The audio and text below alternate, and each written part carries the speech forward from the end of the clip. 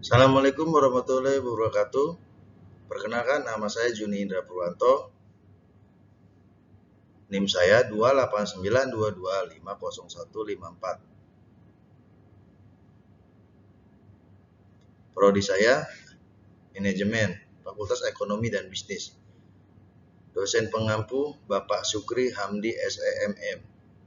Ujian semester matkul statistik finish semester genap.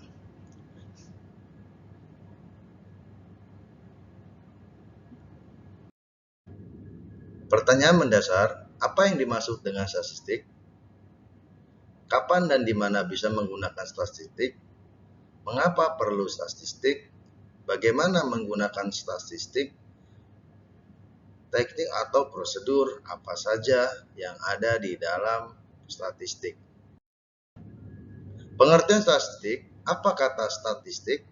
Stati ya sama dengan catatan administrasi pemerintah di US. Stokos sama dengan anak panah bahasa Yunani. Sesuatu yang mengandung ketidakpastian. Pengertian. Statistik sama dengan data. Statistik ukuran atau ukuran sampel. Statistik dengan ilmu yang mempelajari cara pengumpulan data, pengelolaan data, analisis data, serta penyajian data sehingga menjadi suatu informasi yang berguna bagi mengambil keputusan. Contoh penggunaan statistika, akuntansi atau accounting.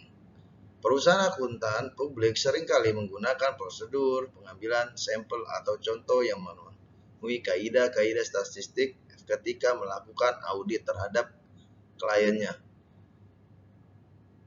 Keuangan atau finansial. Penasehat keuangan menggunakan berbagai jenis informasi statistik termasuk price earning ratio dan hasil dividen untuk membantu dalam memberikan rekomendasi investasi. Contoh penggunaan statistik atau lanjutan pemasaran atau marketing. Pengambilan sampel masyarakat sebagai calon konsumen untuk diminta pendapat tentang produk yang akan diluncurkan oleh suatu perusahaan seringkali menggunakan kaidah statistik ekonomi. Para ahli ekonomi menggunakan prosedur statistik dalam melakukan peramalan tentang kondisi perekonomian pada masa yang akan datang. Tujuan statistik: 1. Sebagai bahan ataupun keterangan mengenai berbagai hal yang ingin dianalisis. 2. Sebagai penjelasan data terkait populasi tertentu, membuat estimasi dari data-data yang diperoleh sebagai dasar pengambilan keputusan. 3. Support dalam analisis data agar dapat mengetahui nilai-nilai dari suatu hal. 4. Serta investasi data ke ukuran yang lebih kecil agar dapat dipahami dengan mudah. Jenis statistik deskriptif adalah metode-metode statistika yang digunakan untuk menggambar data telah dikumpulkan. Mengacu pada definisi statistika yang meliputi tata cara menata, menyajikan, dan menganalisis data angka. Pengumpulan data, survei, observasi, eksperimen, penyajian data, tabel dan grafik, cara tesis data, samplemen. 2. Statistik inferensial, metode melakukan pengambilan keputusan berdasarkan analisis data, misalnya melakukan pengujian hipotesis, melakukan estimasi pengamatan masa mendatang, estimasi atau membuat permodelan hubungan, korelasi, regresi, ANOVA, dan lain-lain. Mengacu pada definisi statistika meliputi tata cara mengimitasikan data angka, estimasi, pengujian hipotesis, metode pengumpulan data atau kuesioner, telepon, survei, wawancara. Langkah-langkah dalam statistik: perumusan, tujuan, pengumpulan informasi. 3. Analisis data, penyataan dari hasil penyelidikan untuk mengambil keputusan dan kesimpulan. Komponen-komponen statistik: 1. Data. 2. Perlakuan data seperti pengumpulan dan pengolahan. 3. Kesimpulan. 4. Angka-angka. Penerapan statistik hampir di setiap bidang. Pertanian, industri, psikologi, bisnis, ekonomi, kesehatan.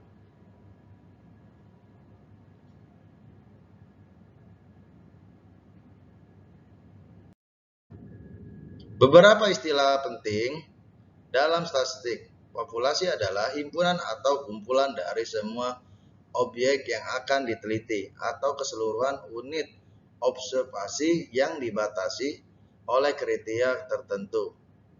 Sampel adalah bagian dari populasi yang dipilih berdasarkan cara tertentu.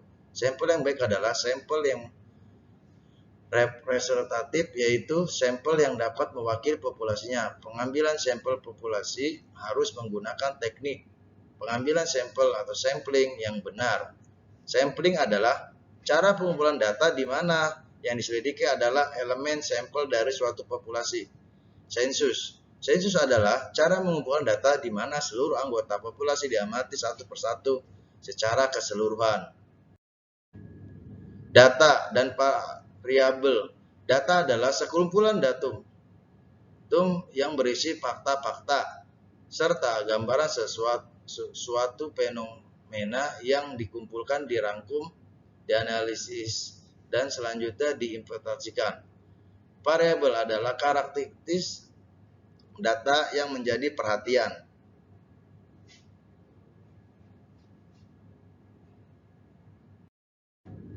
Menurut skala pengukuran, nominal sifatnya hanya untuk membedakan antara kelompok. Contoh, jenis kelamin, jurusan dalam suatu sekolah tinggi. Contohnya, manajemen, akuntansi. B. Ordinal, selain memiliki sifat nominal, juga menunjukkan peringkat. Contoh, tingkat pendidikan, SD, SMP, SMA. Skala perusahaan, besar, sedang. Data menurut skala pengukuran atau lanjutan interval selain memiliki sifat data ordinal juga memiliki sifat interval antar dinyatakan dalam unit pengukuran yang tetap. Contoh, temperatur. D. Rasio, selain memiliki sifat data interval, skala rasio memiliki angka 0. Antara dua nilai mempunyai arti. Contoh, tinggi badan, berat badan, waktu. Jenis data menurut sifatnya. 1. Kualitatif, berupa label-label nama-nama yang digunakan untuk mengidentifikasikan atribut suatu elemen. Skala pengukuran, nominal atau ordinal. Data bisa berupa numerik atau non-numerik. Kuantitatif, mengindikasikan seberapa banyak. How many, atau decrease atau how continue. Data selalu numerik. Skala pengukuran, interval atau rasio. Jenis data menurut waktu pengumpulannya. 1. Cross-sectional data, yaitu data yang dikumpulkan pada waktu tertentu yang sama atau hampir sama. Contoh, jumlah mahasiswa Pancasakti tahun ajaran 2022 sampai 2023.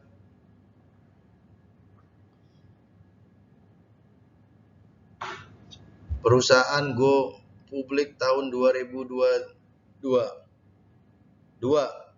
Time series data, yaitu data yang dikumpulkan selama kurun waktu atau periode tertentu. Contoh, pergerakan nilai tukar rupiah dalam 1 bulan. Produksi mobil di Indonesia tahun 2021 sampai 2022. Syarat data bank. 1. Data harus objektif sesuai dengan keadaan sebenarnya. as it is. 2. Data harus bisa mewakili atau presentatif. 3. Kesalahan baku atau standar error harus kecil.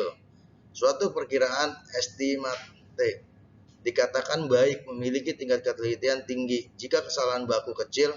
Syarat 2 dan 3 sering disebut sebagai syarat data yang dapat diandalkan.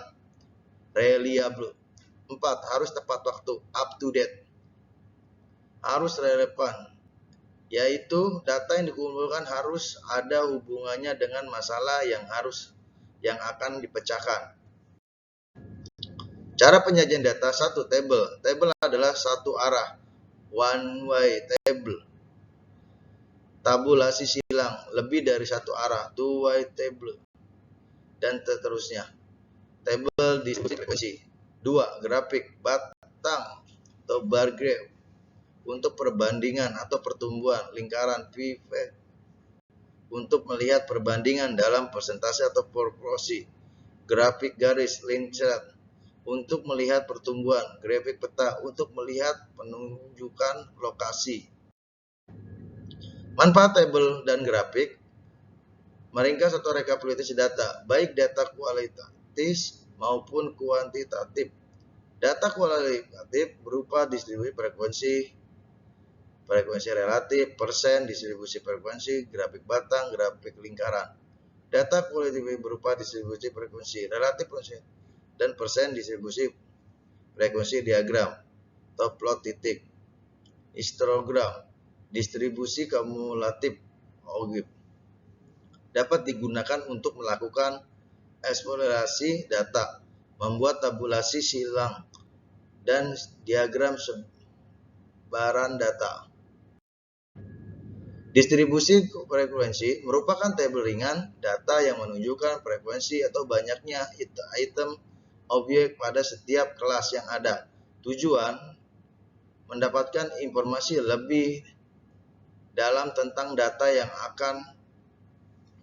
tidak dapat secara diperoleh dengan melihat data aslinya.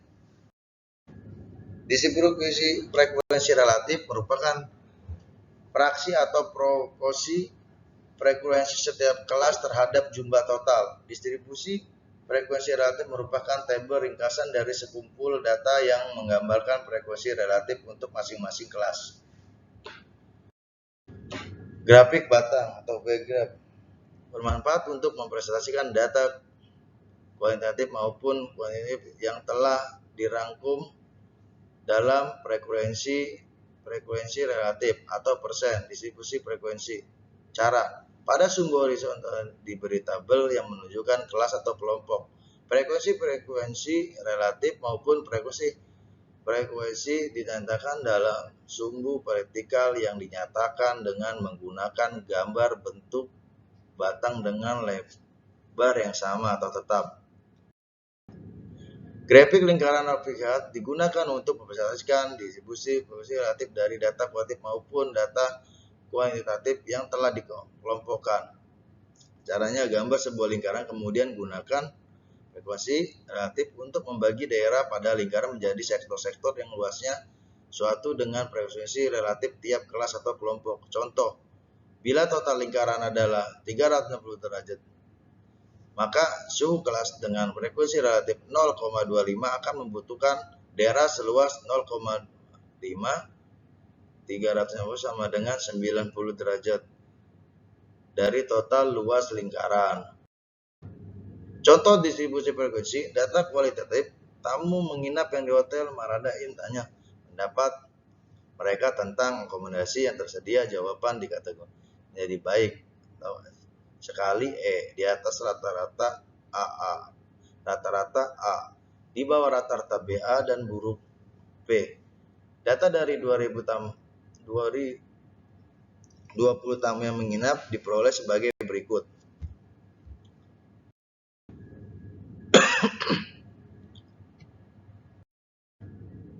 Contoh distribusi frekuensi lanjutan. Contoh distribusi frekuensi atau L. Contoh distribusi frekuensi L. Contoh distribusi frekuensi L.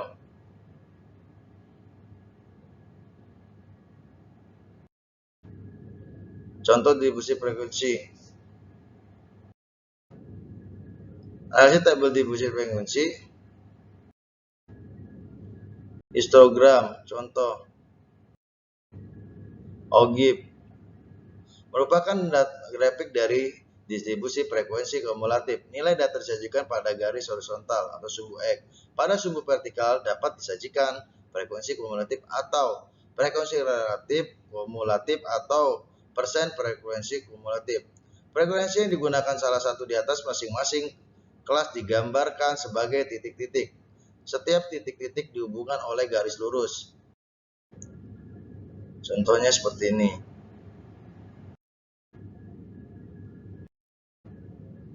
Tabulasi silang.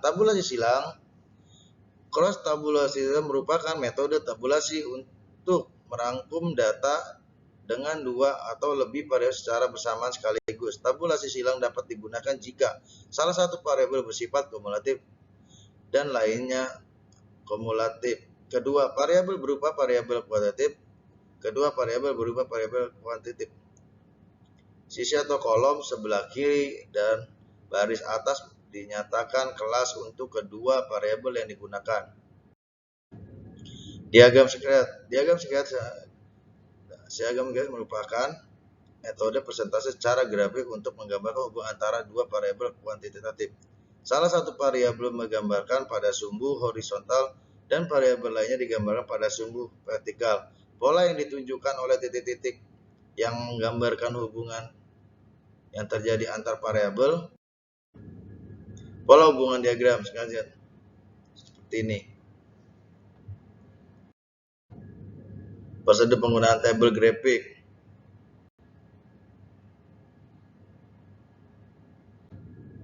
Sekian dari saya. Wassalamualaikum warahmatullahi wabarakatuh.